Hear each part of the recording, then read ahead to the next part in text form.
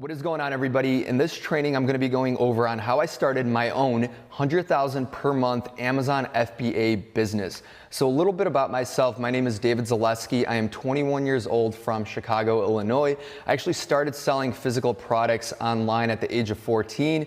I didn't get into Amazon FBA till December of 2015. So it's going to be about 3 years this year in December. And I first hit 6 figures per month at the age of 19. Back in 2016. As you can see here, these are my daily sales over here. The 30-day sales, I did 218,000.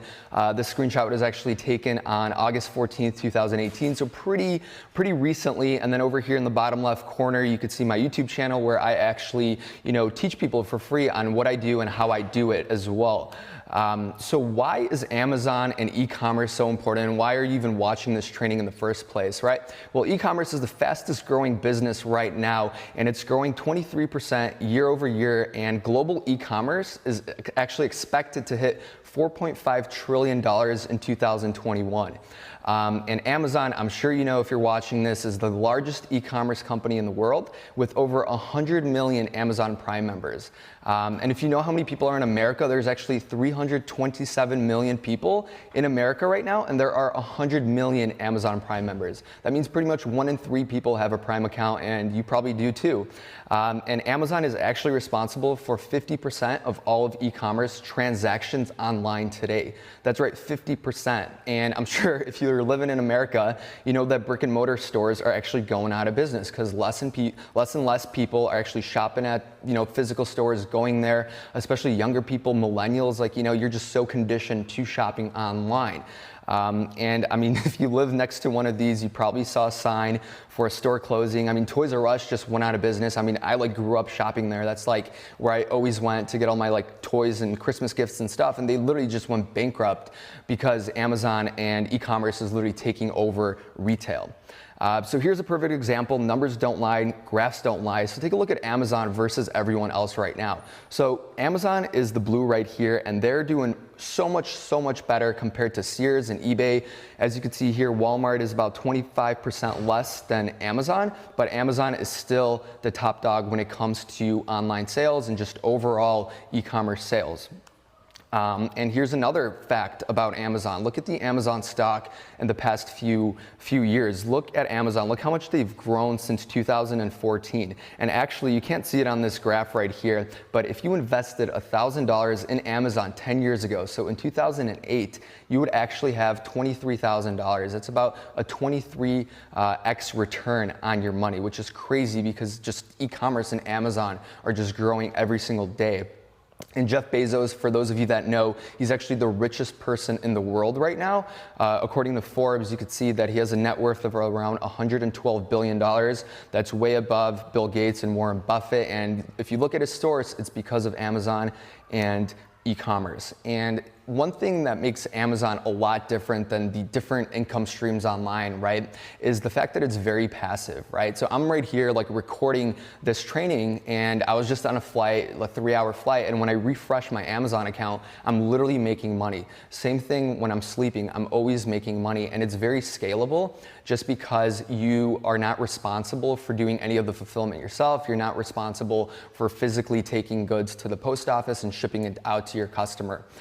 And it's also a really cool business because it's very difficult to lose all your money, right? When investing in certain businesses out there, there's a pretty big chance that you just might, lose everything. Anything could happen. But the thing with Amazon is you're buying a physical asset, you're buying inventory, and the worst case scenario with Amazon, people break even and you just get your money back. It's very difficult to lose your money.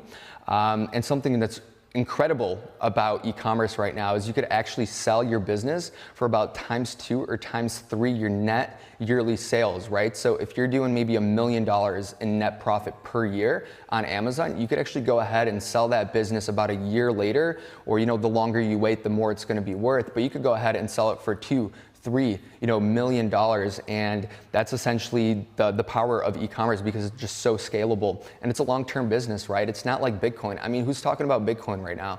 Everyone was talking about it in Q4 of last year, but no one else is talking about it right now because it pretty much crashed.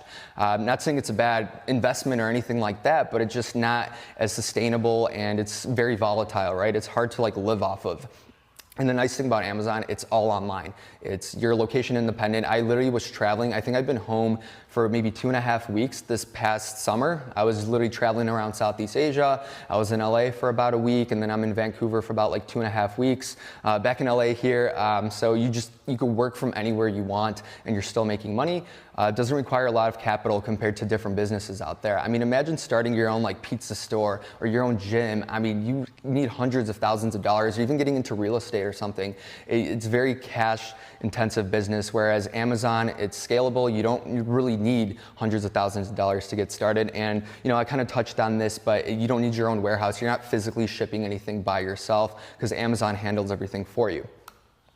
So what is Amazon FBA? Amazon FBA stands for Fulfillment by Amazon, and this is actually from the site itself. You can see here that you sell it, Amazon ships it. Amazon has one of the most advanced affiliate networks in the world. With Fulfillment by Amazon, you store your products in Amazon's fulfillment centers. They pick, pack, ship, and provide customer service for those products. So as you can see, Amazon has over 140 fulfillment centers throughout the entire United States. If you shop on Amazon and you have Amazon Prime, that's why you're able to receive a lot of products within 24 hours or the same day or 2 days, right? It's just because the inventory is distributed throughout the United States, and that's why they're able to deliver within 2 days. That's really the power of Prime. And I actually went and visited one of the Amazon FBA warehouses in Jefferson, Indiana last year, and it's just crazy to see how advanced and the robots and stuff that they have there working and doing everything for you. So it's just growing, and it's literally the future of e-commerce. And one thing I want to touch up on is traffic and conversions, right? Those are essentially the two main things when it comes to any type of business, right? When it comes to customers, you have to get traffic in order to get a conversion. And traffic is when people come to your product listing, for example, on Amazon, and they see it. You're getting that traffic, there's eyeballs on that listing, but you have to keep in mind that traffic is not the only thing. But the unique thing about Amazon, since it's so big, they actually have 200 million unique visitors per month. That's people coming to Amazon sites and actually shopping on there. And that's like throughout the entire world. So not just Amazon.com, but other marketplaces too, like Canada or Mexico or Europe is another really big one. And the reason people come to Amazon is because of the shipping times, which we kind of went over. People get things in 2 days. The customer service that they offer is incredible. So that's why people come to Amazon, and they really value customer service. They value you shopping on there because it's very important to them that you're a lifetime customer of theirs, and they really care about that. And it's very convenient for people like me or you to shop on Amazon because it's just so easy to go, because there's a lot of trust in the platform. But that's not everything. Traffic is one part of the puzzle, right? But another one is conversions, and conversions are just as important as traffic. Because let's take an example. Let's just say you open up your own pizza store, right? You spend a lot of money on advertising. You get people inside your door to come and just literally walk in and look at the menu, get a vibe for the place, look at the seats, look at the music that's playing, whatever else you want to offer there. But if your pizza doesn't taste good, people aren't going to buy it, right? You're not going to get those conversions. They might buy once, but they're not going to come again and buy, which is why conversions are super, super important. And what helps with conversions is because Amazon really focuses on those quick shipping times. There's just so much trust in it. They really value the customer. There's one-click checkout. They save your credit card info, and at the end of the day, it's so convenient. And a lot of people have a 5% cashback card with Amazon, so they actually get 5% back on all their purchases. When throughout the year, it really adds up to almost hundreds of dollars for some people. And here's a quote from Jeff Bezos, who in another slide we looked at him, richest man in the world, obviously started Amazon. He actually says right here, the most important single thing is to focus obsessively on the customer. Our goal is to be the Earth's most customer-centric company, and that's really what they've been doing for the past 2 decades, and that's why it's one of the biggest companies in the world right now when it comes to e-commerce. And that's from the CEO and founder himself. So first things first, if you do want to get into Amazon, starting a business is not easy, right? But I think once you understand the Amazon formula and how to, find and source products, I think it's a lot easier than some people make it seem. But in order to succeed on the platform, you really have to be different. You have to do things that your competition isn't doing, and a lot of your success on Amazon really comes from product research. If you heard of the Pareto principle, for example, the 80-20 rule, 80% of your success is going to come from 20% of the work that you put into something. So if you think about it, Amazon is really not that different. 80% of your success on Amazon is going to come from picking the right product, and then 20% of that is really just based on all the other back-end stuff. So put in 80% of the work up front by doing product research, really being different, and doing market research and market trying to figure out your customer essentially. And one thing I do want to mention is you could always add more products to differentiate and bundle, and that's actually what we're going to jump into the next slide here.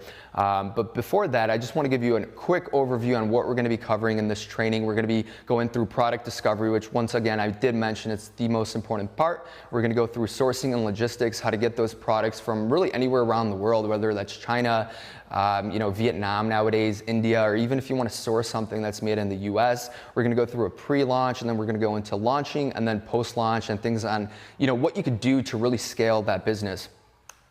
So finding the perfect product to sell, there are many tools out there for product research.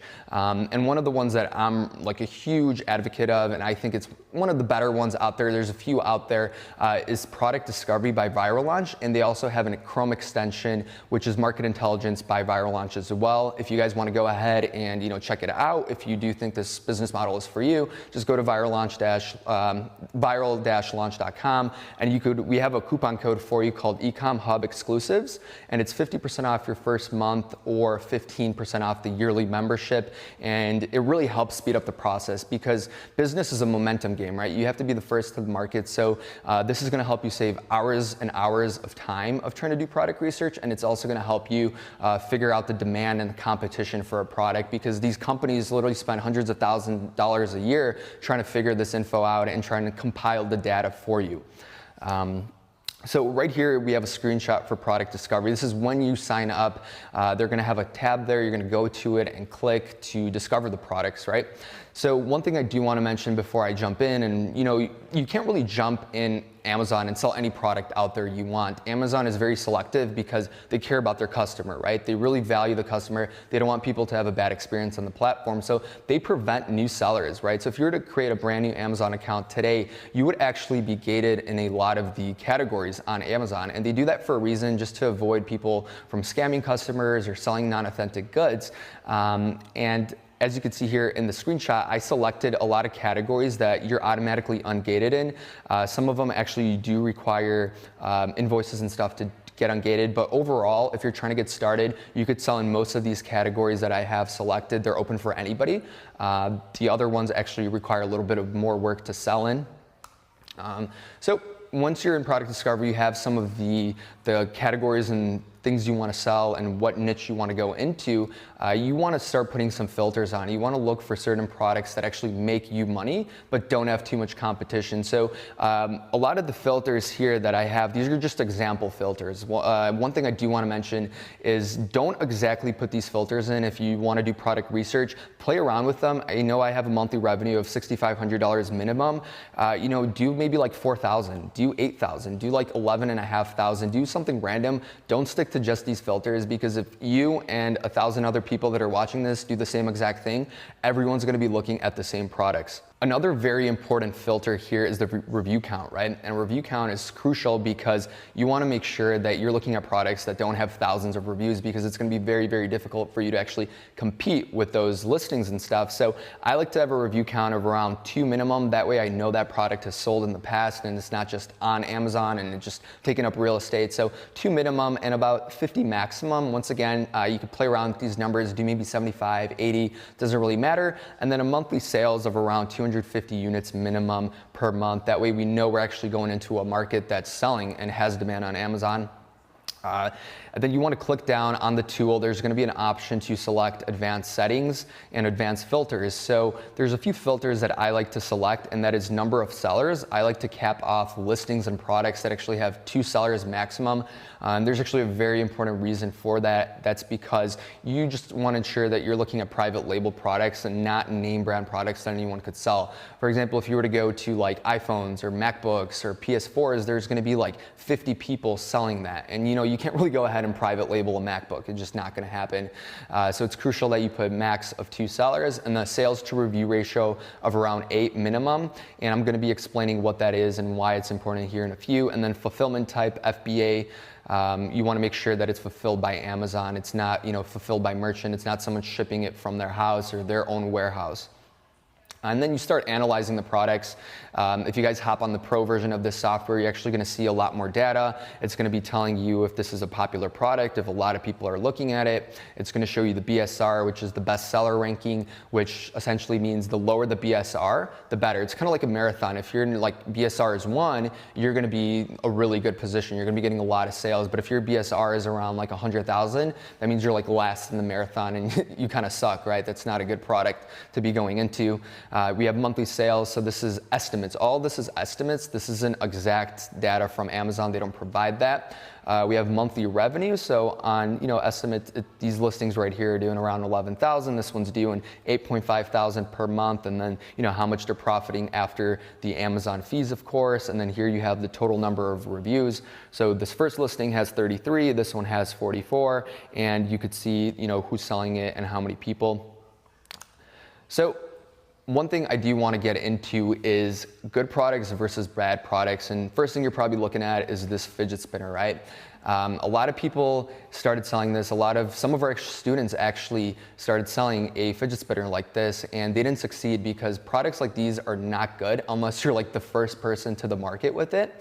But we actually have a checklist that we always look at, and we double check it, we verify it, and we make sure that products that we private label actually fall into this. So we avoid products that are easy to break, right? Because if you're shipping glasses from China, right, like cups, like glass cups, chances are there's a high chance of them breaking or breaking and shipping, and the customers are going to be happy. So you want to avoid that. And a lot of these products do come from China, and you just want to make sure that you're sourcing a quality product. And you want to make sure that your margins are big. You're making at least around, $10 profit per sale. You want to ensure that there's no patents or trademarks on that, and we're going to jump in that in a sec. It's not dominated by one brand. You want to ensure that there's actually real estate and the ability for you to come in there and compete against other brands. It's not seasonal or a fad like, fidget spinners. Who's playing around with fidget spinners nowadays? I don't know, probably nobody. JK, I sometimes do. But you have price decreases. You want to make sure that there's nobody that's really competing on price, because then there's no value, and you can't build a business competing on price. Sales to review ratio is around 10, 8 or above is safe. Like around 10 is what we look for. You want to make sure that your margins are pretty healthy, because that gives you room to advertise on Amazon with like PPC and stuff, which we'll be getting in here in a sec. And you want to make sure that there's a consistent market, that it's not like a brand new product right away, because it's difficult. It could be a fad and you don't even know about it, and then you're just going to lose money because no one's going to be buying that in 2-3 months. So as you can see here, we have market intelligence, which is the Chrome extension by Viral Launch that I discussed in the previous slide. And it's super powerful because this Chrome extension actually helps you analyze an entire market. So essentially the entire first page for a particular product. And this is super cool because they give you all that information within literally a click. So for example, dumpling maker is a product I found through using product discovery. And now I want to, analyze that market on Amazon. So a dumpling maker, for example, is getting about 1.6 thousand exact searches per month and around 2.3 thousand broad, which is super important because we know there's demand for that product. And these numbers are actually provided by Amazon. There's a way to find this exact search volume. So this is very accurate information here. And then here you could see the BSR is what we discussed. You have the brands. We noticed that there's not like one single brand dominating the entire market. It's a variety of brands, different names and everything. The pricing is pretty healthy here as well. Review quantity is low, right? We don't have any reviews here or any listings that have over 1,000 reviews, because how are you going to compete with 1,000 reviews? So overall, this looks like an interesting product to get into.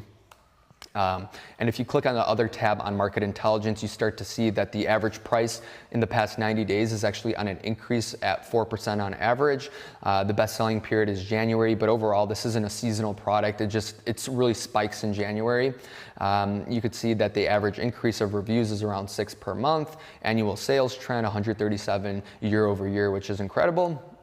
And then you have the viral launch analysis. This is actually pretty much artificial intelligence, I guess an algorithm that Viral Launch created, and they tell you that this is a home run product. So this would be a good product to get into, but once again, you want to do something different that no one else is doing on Amazon as well. But everything, really lines up, and it looks like a good product to get into.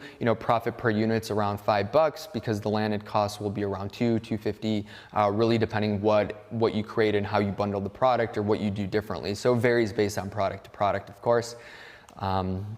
So before you start anything, right, it's really good to pick your product first, right? You want to know what product you're going to be selling. You want to brand yourself for that product, but you want to ensure that you actually make sure that you do trademark research. You want to make sure that other people aren't selling a product that's trademarked, or you have a brand name or something. What if you want to name your brand, for example, like Apple or Sony or something? You want to make sure that no one else is using that, right? Because you could get in a lot of legal trouble. And the best way to do that is using a website here in the States called uspto.gov.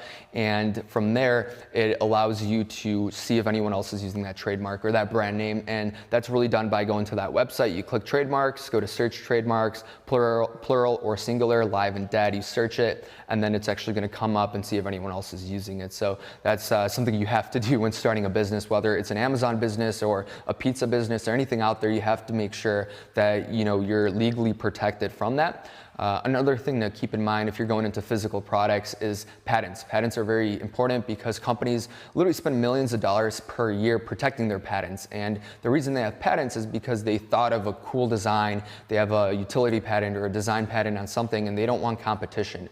So if you see something that's selling super well on Amazon, you want to make sure that you do your due diligence and you look up to ensure that there's no other people selling that. And a really good website to check for patents is Google Patents. Just go there, you search something. So Scrub Daddy is a brand that was on Shark Tank. They did very, very well. They're doing really well. But if you want to go in there and you see Scrub Daddy on Amazon and you're like, wow, I want to start selling this product, but you don't look and see if it has a patent, and you go ahead and sell that product, you're going to get sued, and it's not going to be a fun time. So definitely make sure that no one else has that trademark, and make sure no one has a patent on that product. So at this point, you're going to want to find a supplier for that product. So we did our product research. We did our trademark and patent research. Now it really comes to finding a supplier. Who are you going to source from, where you're going to source it from, how you're going to source it. And that's a really important part because it's going to break or make your business. Building a relationship with the supplier is probably one of the more important things to do in your business because it's really going to pay off in the long run. The most well-known place to find suppliers is Alibaba.com, and that's where suppliers are from all over the world. And we also have Thomasnet.com, which is really great for U.S. suppliers, especially if you maybe want to start selling supplements or cosmetics or something that's manufactured in the U.S. You might want to go to Thomasnet.com, and obviously Google is another one. So Alibaba.com is essentially like the go-to spot to find suppliers all over the world. In our case, we're looking for this dumpling maker, right? When we write it in on Alibaba right here, we actually see the amount of products and whatnot. We could also jump over to the other tab and see suppliers. But roughly, this product's going to cost us anywhere from about $1.50 to about $2 to actually manufacture if you look at the pricing right here. So let's go to the next slide here and kind of break down the profit per sale. And the reason Amazon is because they actually charge a referral fee, right? Like, it's not free to sell on there, right? You actually have to pay Amazon 15% referral fee for most categories on there. So in our case, let's just break down the structure really quick. So if we import this dumpling maker, right? We could probably sell it for around $12.99. We might want to bundle it with something else to be a little bit different. But you could see that Amazon's going to keep about 15% of that. And there's actually a fixed cost, so they keep $1 minimum on all orders, and then the 15% on top of that. That's where the 95 cents comes. So you're going to be paying Amazon about $1.95 per sale.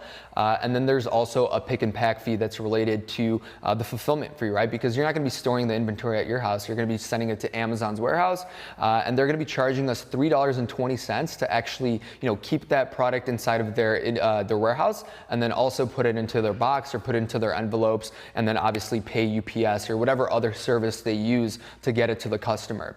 And then once again, we know that we could get the product for around $2, but we have to pay for shipping to get it. So it's going to be around $2.50, maybe $3 to get it to Amazon's warehouse, get it manufactured. So we're going to be making around $5 per sale, which is a lot, right? Like it doesn't sound like a lot, but let's go back to this screenshot that we got on the demand of this product. So you could see that some of these sellers right here are selling around 1,300 units a month. This one's doing 300, that one's doing 500, this guy's doing 1,100, right? So just do the math on that, right? Like let's just say even if you're selling 500 units per month at $5 profit per unit, I mean, you're still making a pretty good profit on a product like this. So let's go back over here, and then you have about a 40% margin, which is really healthy because it allows you to actually make some money and reinvest that money back into your business, and then also have money to advertise on Amazon because you want to get as much traffic to your listing.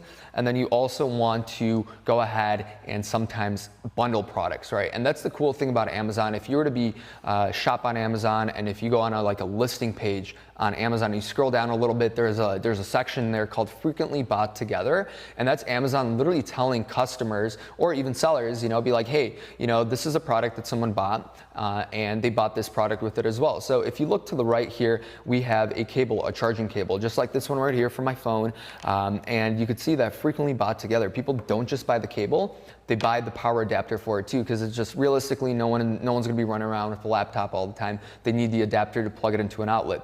So Amazon actually tells customers, be like, hey, chances are if you're buying this, you need this. So why not just take those two products and merge it into one listing, and then price it a little bit higher or keep the price the same, and then customers are going to like that because they don't have to buy two separate products and pay twice. They're going to get more value in just buying it once. So bundling is a really powerful way to stand out and get more traffic to your listing. And another really, really smart way to be able to create a unique product or change something about a bad product, right, is to look at the reviews. Read the 1, 2, 3-star reviews on your competition's listings and see what's wrong with it. So here we got a screenshot of someone bought some headphones, right, and they weren't happy with them, right? They didn't feel good. The quality wasn't really there. Their ears were hurting after. So if you notice that's a pretty big problem across multiple different headphones on Amazon, you could go in there essentially and work out a different design or create some different type of headphone out there that's actually more comfortable. And that could be your unique selling proposition that most people might not have because their headphones are not that good and they hurt the customer's ears. So reading 1, 2, 3-star reviews, super important. Definitely leverage this because huge companies back in the day before really e-commerce, before the internet, before Amazon reviews would spend millions and millions of dollars per year trying to figure this out. Like why their customers are unhappy. Like they would send pamphlets, they would send brochures, they would do study groups, and they were really trying to figure out why people are unhappy with the product. So take advantage of that. Just sit down one night, grab a cup of coffee, and just really read some of these and see the pain points of customers. So once you find a supplier, right, you find a company, a manufacturer that you want to work with across seas, you want to start asking them some questions, right, like what their MOQ is, the minimum order quantity of that particular product, because there's MOQs, right? You can't order 50 units of most products. It's just not worth for that factory to take you on as a customer and make that product because their MOQ could be like 1,000 units and you have to order 1,000 in order to do business with them. Lead time, how long is it going to take to get that product from the factory in China or wherever, whatever the case may be, to Amazon's warehouse? You want to ask if they accept PayPal for samples. Samples are super important. We're going to be diving deep into them here in a sec. You also want to ask for custom packaging and branding because you want to essentially build a brand on Amazon. That's like the long-term goal, is to really have that asset on there, and that's usually done by custom packaging and custom logos and branding and inserts and whatnot. You also want to ask how much the samples and the express shipping is going to be because all samples you want to get them shipped by DHL or UPS or FedEx, right? Just in case if it's liquid or batteries or whatever, you have to get it air shipped, and you don't want to wait half a month or a month just to get samples. And so always express ship your samples, and then you have your supplier break down the cost of the product the card inserts, packaging, and shipping. You want to know that stuff before you actually go in and do business with them, or even order samples, right? You want to know the numbers before anything happens, and then you could actually leverage that into your negotiation on pricing later on. So samples are 100% required. Always order samples. You want to know what you're getting yourself into. You want to test the product yourself. I mean, imagine ordering like 10,000 units of this cable to find out that it like catches fire or it doesn't even work, right? Because you don't really get a sample, or you later didn't get an inspection. So you definitely want to sample the products before you do anything or do any type of business with that supplier. When ordering samples, you want to work with multiple different factories, right? You don't just want to order from one person, because that's not really doing you any good. You want to order from multiple different factories. You want to test the product yourself, get multiple samples, try and get, a few, depending on the product. I mean, I try and break my samples. I try and do stupid stuff to them just to see if it's like a quality product, because at the end of the day, you want to make sure, because people are going to be doing who knows what with your product. So you just want to make sure that the quality is there, and just work with your supplier. Really try and build that relationship in this process, because it's really going to pay off in the long run. Ask for them to throw in some little accessories, because usually if they're making cables, they're probably making adapters. So why not just have them throw in a bunch of other accessories, and then test that stuff, and then try and create a bundle off of that, and then just ask them if that sample cost is going to be subtracted from the actual order later on. So those are all questions you want to ask your supplier before working with them. And this is the part where a lot of people get nervous. I remember when I was doing this the first time, I was 18. I was going to send over like $5,000 to a manufacturer across seas, and I was scared. Like it's a lot of money, especially if it's like your first time doing this.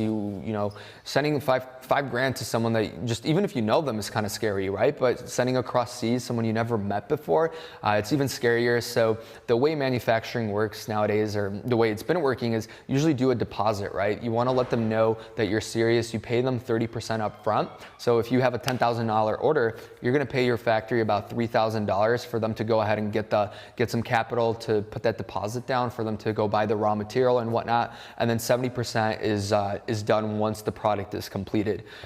So I recommend Alibaba Trade Assurance for most transfers when you're starting off, especially on your first few orders. But later, once you get into it a little bit, you build a relationship, you could go ahead and do wire transfers from bank to bank. Those are they're not risky, but once you build trust with one another, it's easy to do a wire transfer. And Alibaba Trade Assurance is also great because it's an escrow service. It's kind of like insurance. Just in case something goes down, you're pretty much reaching out to Alibaba. You're like taking that supplier to court, be like, yo, they stole 10 grand from me, or they sent me something that I didn't order, the quality isn't there, and you could open up a case and essentially get your money back that way. Inspections, super important. There's too many people that don't do this because they want to save like $150, $300, but you always want to get an inspection, especially on like your first 2 or 3 orders, just to ensure that the quality is up to par, the quantity is there, it's exactly what you ordered when it came to the sample.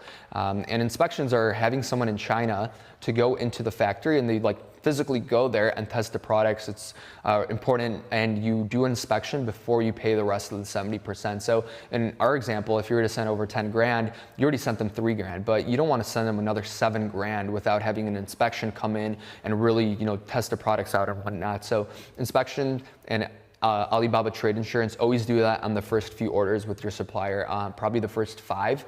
And then once you really build that trust, just, you could do wires, and then maybe you could later, not do an inspection, or do an inspection every other order, or random inspections. It's also really typical. So once you do have the inspection done, your product's ready, you have to know and be familiar with your barcodes on Amazon and the labels that are required. So UPC code, a universal product code, you have to buy them. I recommend nationwidebarcode.com. It's a very known place to buy them. Make sure that they're GS1 barcodes. Every product has its own UPC code. It's kind of like your social security number, right? Everyone has their own little unique one, and it's tied to your name, and it's tied to that. Essentially, in this case, it'd be your product. Then you have ASIN, so this is a number that Amazon essentially creates, and it's a way for them to track products on Amazon, so it's kind of like their version of a SKU. And then you have FNSQ numbers, which are barcodes that go on every single package. So in our case, if we were to do 1,000 units, we would have 1,000 labels, and the label is the same, but you put one on every single package, and that's how how your inventory is tracked within an Amazon warehouse. And then some safety labels if you have poly bags, and this is all stuff that you would have to look into before actually doing anything, because Amazon's pretty strict on this stuff. And then you have carton labels as well. They go on the exterior of the cases that are being shipped from your supplier. So shipping now, right? Depending on what you're ordering, on how much it's worth or how big it is, there's different varieties of shipments, right? So we have air shipment, which is obviously on a plane, and it usually gets to the States within about 10 days, 10 business days. You could have it at like an Amazon warehouse. The quicker it is, the more expensive it is, right? So obviously if you're sending like super heavy stuff, like weights or whatever, like pianos or I don't know whatever you might be selling, you probably don't want to do an air shipping because it's not going to be profitable. You're going to have to pay too much in shipping. So maybe a 40-foot container is going to be your optional route. Keep in mind that if you are doing a 40-foot container, you do have to have enough inventory and enough money to actually fill it up. But here's just your typical ones. A lot of you that are probably going to be starting off, you're going to be doing a less than container load, which is essentially like a few pallets, and you're going to be sharing a container with other people. So that's a very common way of doing it as well. Custom duty and tariffs, something to really look into. There are product regulations if you want to maybe sell food. You have to look into FDA approval or FFC approval for electronics and stuff to make sure cables don't catch on fire.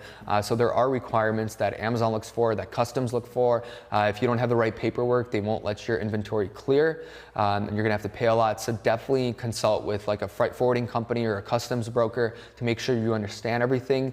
Make sure you know your HS code, and HS code is a code essentially that's linked to what you're trying to import. And this couldn't be any more important than right now today, because Trump's in power right now, and he wants to put a lot of tariffs on products that are being imported from China. So you don't want to get screwed. You want to make sure that you know what percentage you're going to be paying on these products when you do import them. You have to have customs bonds, whether that's a single entry or a continuous bond, and there's other little paperwork, and this is all stuff that your freight forwarder will help you out with when you're dealing with them. So this is just, you want to make sure you know this stuff and you ask them if they don't ask you, because it is important, and you could really get screwed if you don't do this right. So once your stuff is being shipped, right, it's getting shipped from China, you're kind of just waiting around, right? You don't have anything to do because you picked your product, it's already manufactured, you're just chilling and you're literally just waiting for it to arrive. So what do you do in that time? Well, you definitely want to make sure that you start optimizing your listing at this point in time, because photos are everything, right? In order to be successful on Amazon, you want to make sure you have a successful listing that is high in conversion rate and it's optimized for people to buy, because once again, Amazon brings the traffic, but it's important for you to kind of make that conversion happen. They'll help with that, kind of all the things we went over, but essentially you want to make sure that you have the best listing compared to everyone else out there, and you want to convince people to buy from you instead of the competition. And photos couldn't be any more important, because people don't like to read, right? People like photos, people like videos. So the photo here on the left is essentially a white photo. The main image always has to be white on Amazon, and to the right we have a Dyson vacuum, which is a 3D render. It looks so good, but it's not a photo, it's not a picture. No one actually took this with the camera. It was actually made online on like a program, because it's a 3D render and it looks really good. So photography 3D renders are like one of the best ways to do this, and I recommend, if you're not a photographer, don't try and learn photography. You're trying to start an Amazon business, not trying to be a photographer, right? Just pay someone to do this for you, have them do it right the first time around, because it makes a difference.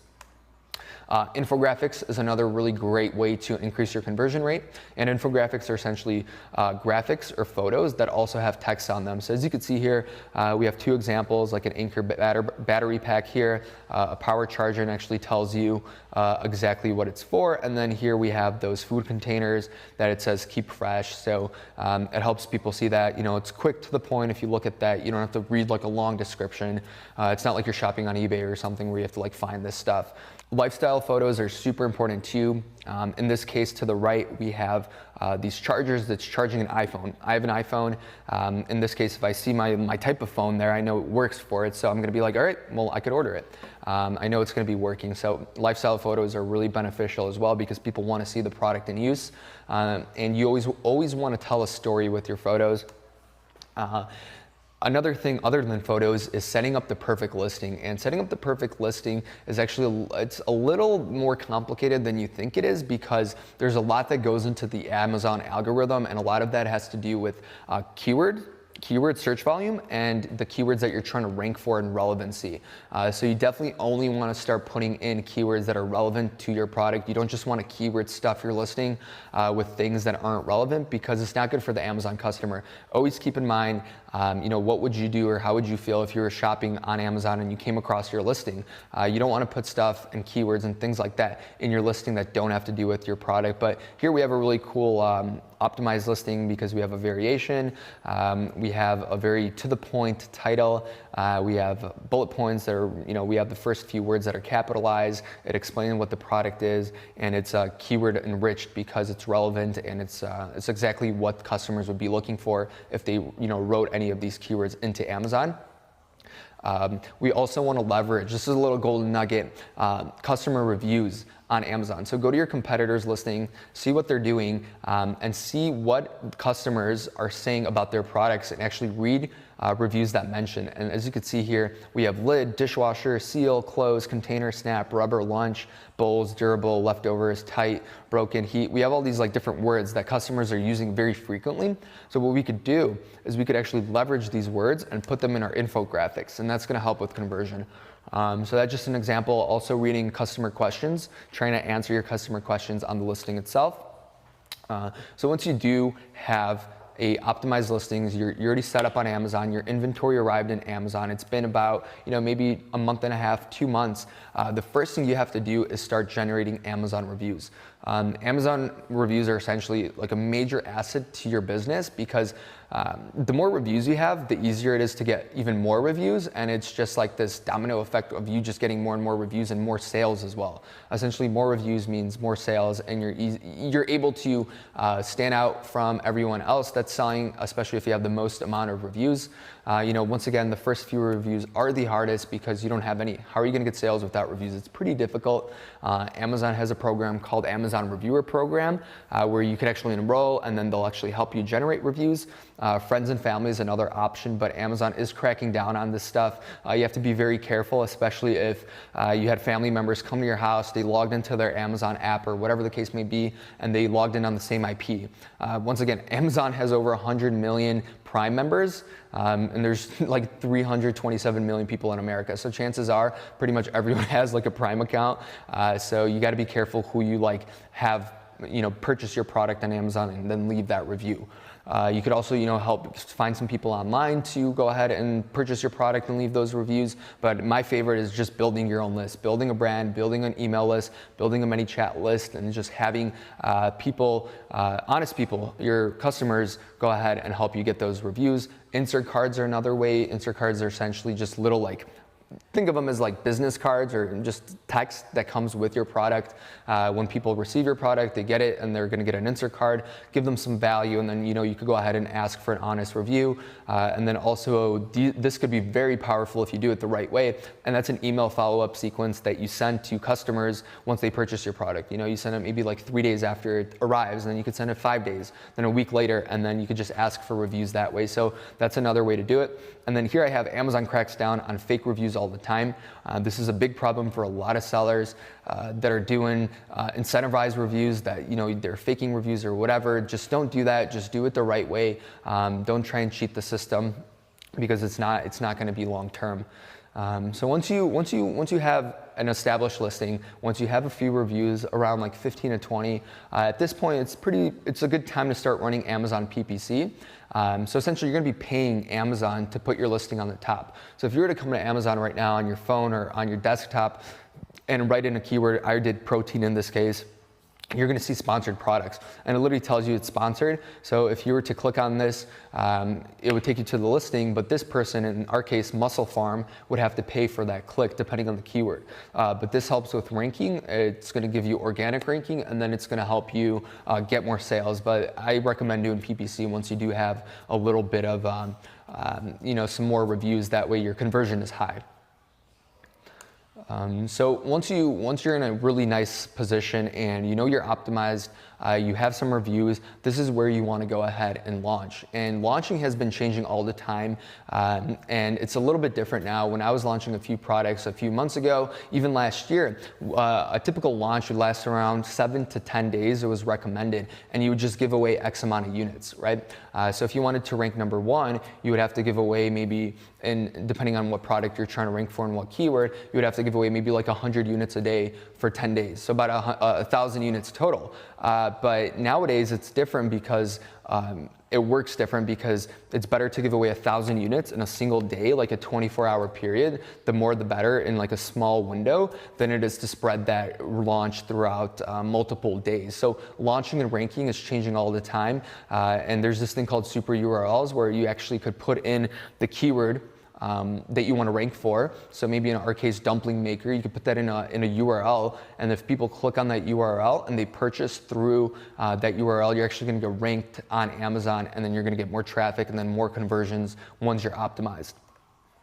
So the next steps that you would essentially want to do once you're set up, you're kind of established with maybe one product, is obviously launch more products, keep building that brand, but get brand registry. That's going to prevent hijackers, other people selling on your listing. It's going to give you access to headline ads, so that's kind of what we went over here. You can see that they have multiple products by Optimum Nutrition. It's going to give you access to Amazon brand content, EBC, which helps conversions because it makes your listing a lot more mobile friendly. You also want to set up a really good email follow-up sequences with subject lines that get like 40-50% open rates that have emojis. You're going to want to go split test the prices, the images, the sales copy, the keywords.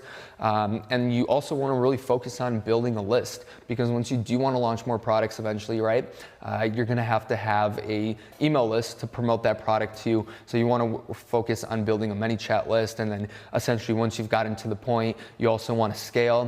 You're not going to want to do some tasks, right? You might not want to do product research. You might not want to do keyword research. You don't want to do customer service. So you want to scale by hiring virtual assistants, which you could find in the Philippines or other parts of the world for around $1 to $3, depending on their skill.